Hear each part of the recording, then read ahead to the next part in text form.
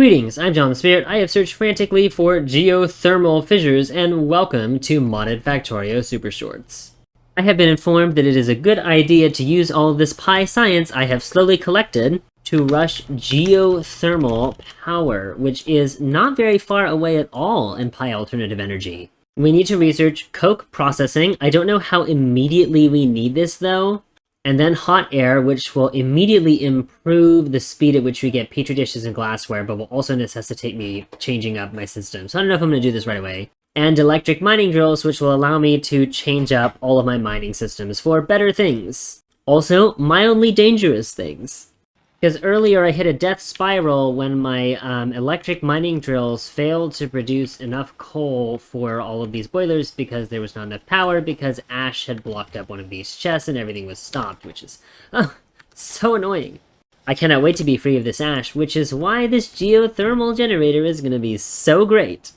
Step 1, however, is having like 450 PyScience packs, which I do not have, but I certainly have close enough for electric mining drills. So I've just dumped 200 each of Automation Science Packs and PyScience Pack 1s into these labs so that they can chug along researching my tasty electric mining drills. Electric mining drill is done, now for coke processing. Meanwhile, I'm waiting excessively patiently for my moss farms to keep up because I accidentally ran out of carbon dioxide because of the rich clay in my carbon dioxide producer. I'm very dumb. But eventually, these will do their thing and they will back up again. Coke processing is finished, and conveniently, we actually now have enough PyScience to get all the way to geothermal. We'll start with hot air. For geothermal power, we're also going to need to be able to craft engine units, so I'm going to set up a assembling machine system for that right now. And now for geothermal power. While I wait for geothermal power, I had to fix my tin system because I hadn't set it up to utilize chutes instead of one mechanical inserter, which wasn't enough, of course. It comes to me that I'm probably also producing insufficient steam, so I am powering up these boilers with normal inserters instead of mechanical inserters. Sorry, the steam for the clay pits over here. However, everything else is also clogged up, so it's not like it matters. This is, of course, a result of having too much ash in these furnaces, in these burner mining drills. Man, I cannot wait to get electric. Wait, I have electric mining drills. I can finally craft these friends without even making engine units. Oh, well, I guess speaking of, I should probably make engine units now. They require a ton of small parts, but I do have a small surplus. Every engine unit requires a whole 40 small parts, which is a lot.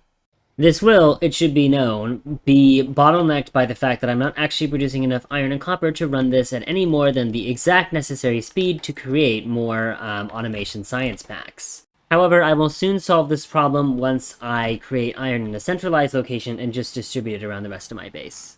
Until then, I'll just throw iron and copper unceremoniously at these assembling machines to make sure that they hopefully do their thing with some speed, and I'll make sure to provide lots of tasty aluminium to make those engine units. These engine units will be useful for the fluid mining drills Mark II, which do require one engine unit each, but only use electric power instead of fuel.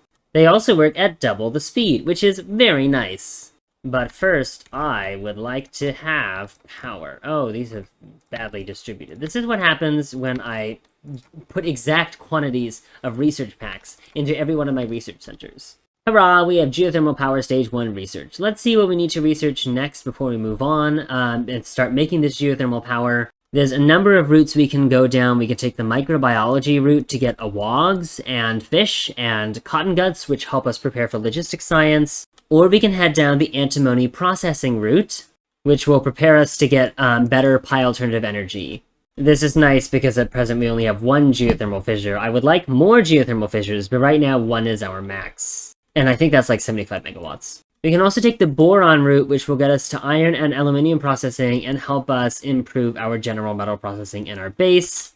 I think the most productive direction right now is going to be to go into the direction of antimony processing. One of those directions is burners. Unfortunately, burners require burnable fuel, and I am not interested in throwing a bunch of burnable fuel into burners, which makes ash when I'm trying to get rid of ash using burners. This is so bad.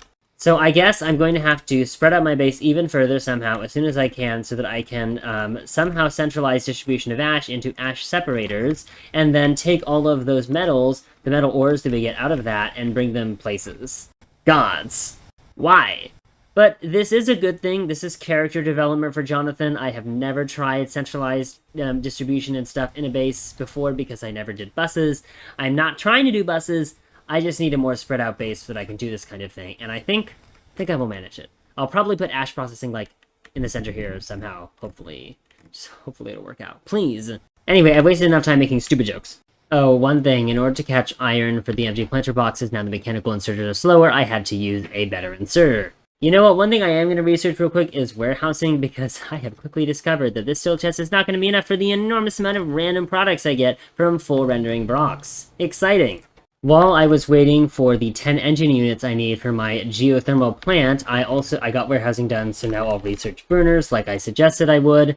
Now, one geothermal plant will produce 100 geothermal water per second from a geothermal fissure, as long as it is provided with 100 pressurized water. Now, 200 pressurized water is made over 2.5. How many pressure pumps do I need? Let me think. I need just over 2 pressure pumps. After geothermal water has been produced, it can be made into steam with a regenerative heat exchanger. One regenerative heat exchanger looks like it will use about 20 geothermal water per second, so I'm going to need 5 of these. Thankfully, they do not require a ton of engine units. They require none. I was worried for a little bit there. Step 1, geothermal plant. Amazing. Step 2, 2 pressure pumps producing pressurized water, which I'm now putting in a more sensible location on account of the fact that I need to get water from all the way up here, and I really don't want to have to route it around the left and the right of this geothermal plant, but I can just put it all right here. Okay, pressure pumps now have water. It's probably time to research smelters. Smelters will provide us with these advanced foundries which smelt stuff while using electricity. The problem with this is that they use a ton of electricity and they only work about as fast as a normal furnace, I'm pretty sure, or maybe slightly twice as fast, and I'm not really going to make an enormous amount of power. So I'm going to avoid advanced foundries for a while until I can steadily increase my power production to match its needs. Okay, now my regenerative heat exchangers are hooked up to the geothermal water here. You can't see it because of the amazing but very tall models. It is very possible that I read the room wrong and I only need 10 pressurized water per second, but we'll see if that's actually true or not. Maybe FNEI told me the wrong thing. I don't know. But we will have 150 steam per second coming out of these regenerative heat exchangers. Incidentally, a steam engine can consume steam of a max temperature of 500 Celsius, which is the steam we're getting from these regenerative heat exchangers. Each consumes about 15 steam per second, so I'll need a 10 set of steam engines in order to use up all the steam. Easy!